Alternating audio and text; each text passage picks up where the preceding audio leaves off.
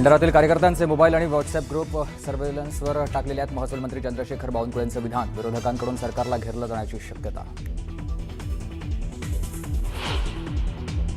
मोहोळ महापौर असताना बिल्डरचं वाहन वापरलंय. संविधानिक पद सांभाळताना खासगी व्यावसायिकांचं वाहन वापरणं कितपत योग्य आहे? धंगेकरांचा मोहोळांवर आणखी एक आरोप.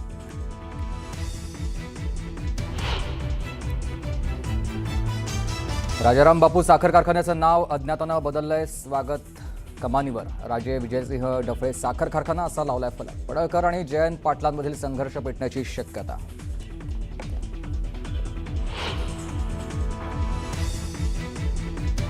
संभाजीनगरमधील आरएसएस कार्यालयावर वंचितचा जनआक्रोश मोर्चा. पोलिसांनी परवानगी नाकारल्यानंतरही सुजात आंबेडकरांच्या नेतृत्वात मोर्चा. मोठ्या प्रमाणात बंदोबस्त तैनात. नागपूर पदवीधर मतदारसंघ परत मिळवण्यासाठी भाजपकडून जोरदार मोर्चे बांधणी. तर उमेदवारी सुधाकर कोहळेंना मिळण्याचे मुख्यमंत्र्यांकडून संकेत. तर मतदारसंघ राखण्यासाठी काँग्रेसची जोरदार तयारी.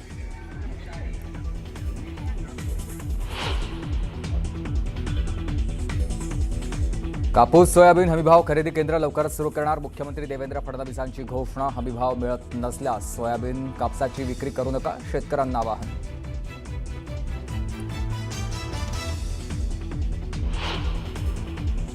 आजपासून कांदा लिलाव पुन्हा नियमित सुरू होणार. दिवाळीमुळे व्यापाऱ्यांनी बंद ठेवले होते लिलाव. कांद्याची आवक वाढण्याची शक्यता. तर किती मिळतोय याकडे दर शेतकऱ्यांचं लक्ष.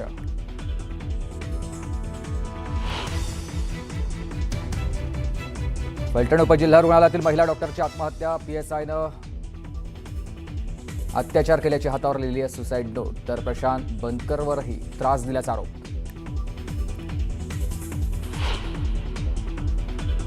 जळगावमध्ये पोलीस मुख्यालयाच्या सभागृहात कमरेला बंदूक लावून नोटा उधळतानाचा व्हिडिओ समोर. सुफी गायनाच्या कार्यक्रमातील घटनेमुळे कायदा सुव्यवस्थेचा प्रश्न ऐरणीवर. जळगाव पोलीस मुख्यालयातील पद्मालय सभागृहात आयोजित सुफी गायनाच्या कार्यक्रमात नोटा उधळण्यात आल्याचा प्रकार समोर आला आहे. कमरेला बंदूक लावून एका तरुणाकडून चक्क नोटा उधळण्यात आल्याचा व्हिडिओ व्हायरल झालाय. पोलीस मुख्यालयातील सभागृहातच झालेल्या या प्रकारामुळे कायदा आणि सुव्यवस्थेचा प्रश्न ऐरणीवर आलाय.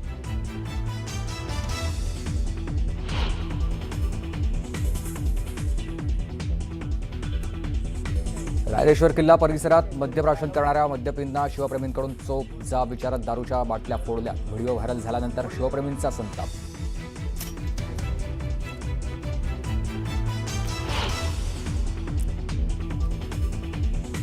आंध्र प्रदेशमधील कर्नूलमध्ये भीषण अपघात. हैदराबादहून बंगळुरूकडे जाणाऱ्या बसला लागली आग. 20हून अधिक प्रवाशांचा जागीच मृत्यू. तर 12 जण जखमी.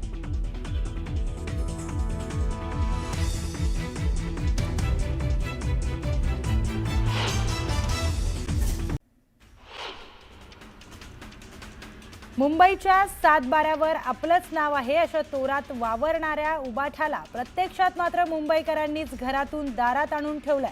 थोडी आकडेवारी पाहिली तर ठाकरे गटाला लागलेली ओहोटीच स्पष्ट दिसेल असा टोला केशव उपाध्यांनी लगावलाय.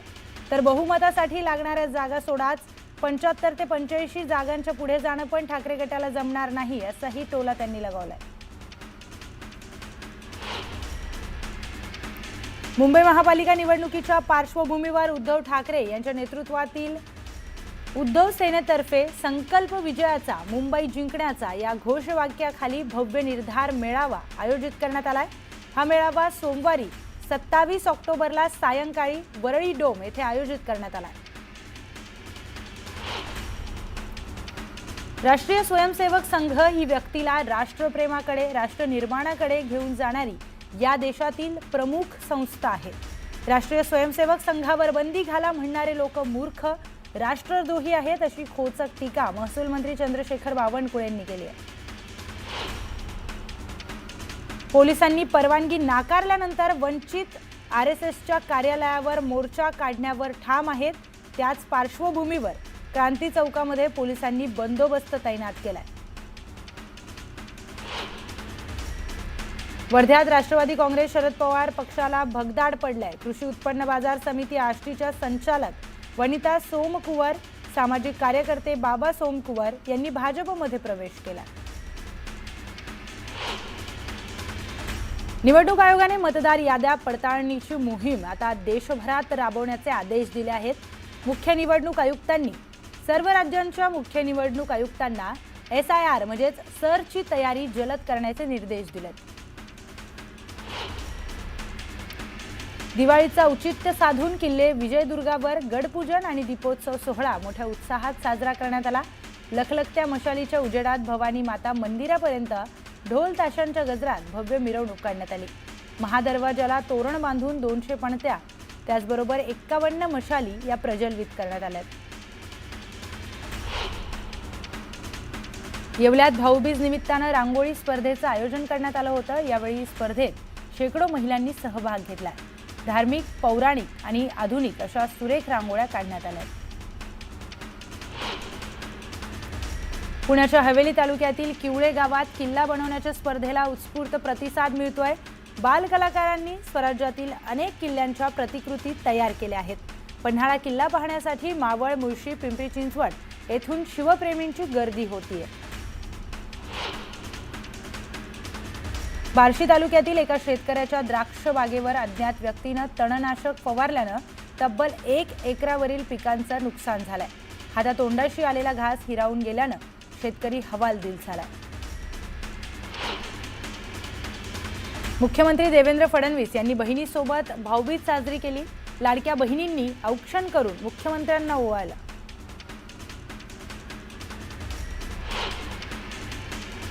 ऐन दिवाळीत सोलापूरला मुसळधार पाऊस पडलाय। अचानक आलेल्या पावसाने सोलापूरकरांची चांगलीच तारांबळ उडाली। शहराच्या विविध भागामध्ये तासभर मुसळधार पाऊस कोसळलाय।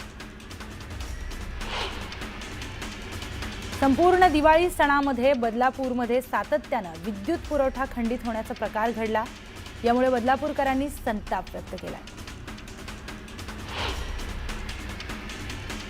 सांगलीच्या कौलापूर इथे शिवप्रेमींकडून भव्य असा किल्ला साकारण्यात आला।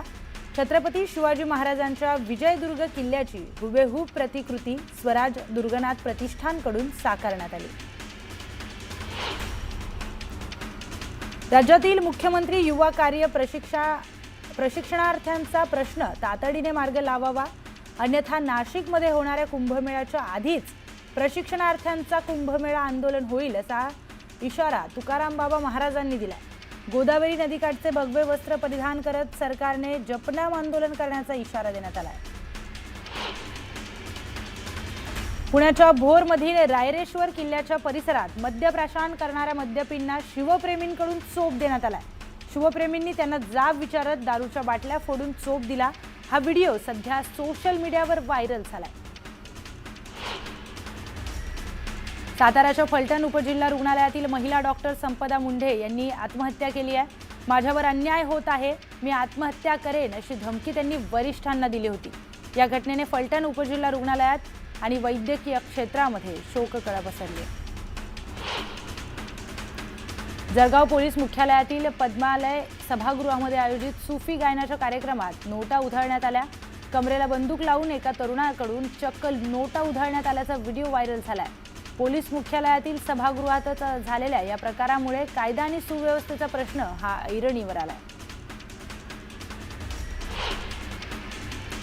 भुसावळ बाजारपेठ पोलिसांनी एक मोठी कारवाई करत 2 गावठी पिस्तूल आणि 3 जिवंत काडतुसांसह 2 संशयितांना अटक केली। पोलिसांनी गुप्त माहितीच्या आधारे तपास सुरू करून आरोपींना सापळा लावून पकडले।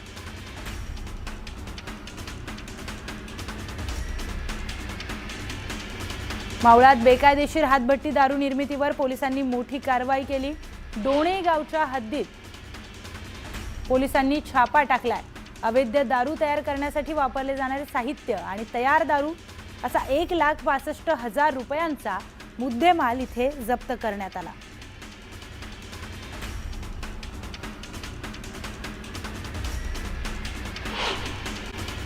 महत्त्वाच्या बातम्या प्रायोजक जगन्नाथ गंगाराम पेडणेकर ज्वेलर्स, एक सुवर्णमय परंपरा।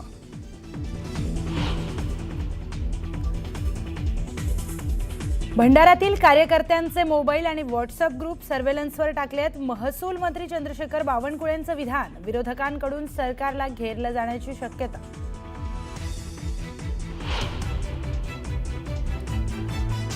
मोहोळ महापौर असताना बिल्डरचं वाहन वापरलं, संविधानिक पद सांभाळताना खासगी व्यावसायिकाचं वाहन वापरणं कितपत योग्य? धंगेकरांचा मोहोळावर आणखी एक आरोप।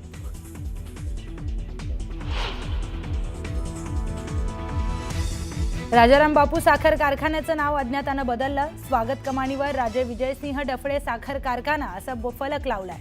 पडळकर आणि जयंत पाटलांमधील संघर्ष पेटण्याची शक्यता.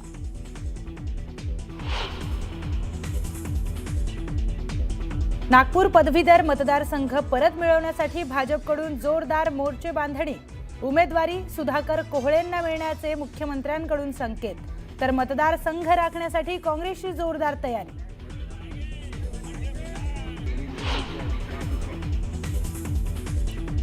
शेतकऱ्यांच्या प्रश्नांवर मनोज जरांगे पाटील मैदानात. शेतकरी नेते आणि शेतकरी संघटनांची बोलावणार बैठक. सकाळी 11 वाजता पत्रकार परिषदेत जरांगे पाटील काय बोलणार याकडे लक्ष.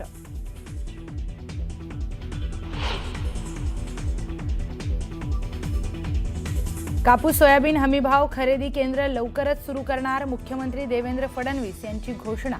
हमीभाव मिळत नसल्यास सोयाबीन कापसाची विक्री करू नका, शेतकऱ्यांना आवाहन.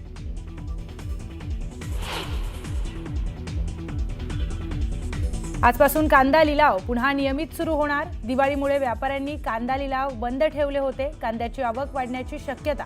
दर किती मिळतो याकडे शेतकऱ्यांचं लक्ष.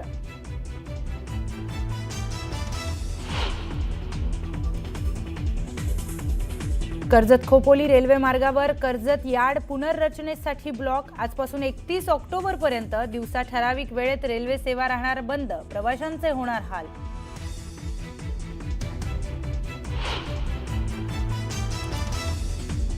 आंध्र प्रदेशातील कुर्नूलमध्ये भीषण अपघात. हैदराबादहून बंगळुरूकडे जाणाऱ्या बसला आगली लाग. 20हून अधिक प्रवाशांचा जागीच मृत्यू तर 12 जण जखमी.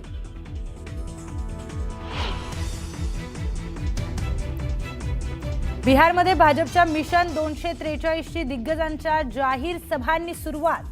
पंतप्रधान मोदींची समस्तीपूर, बेगुसराय आणि अमित शहांची सिवान आणि बस्करमध्ये जाहीर सभा.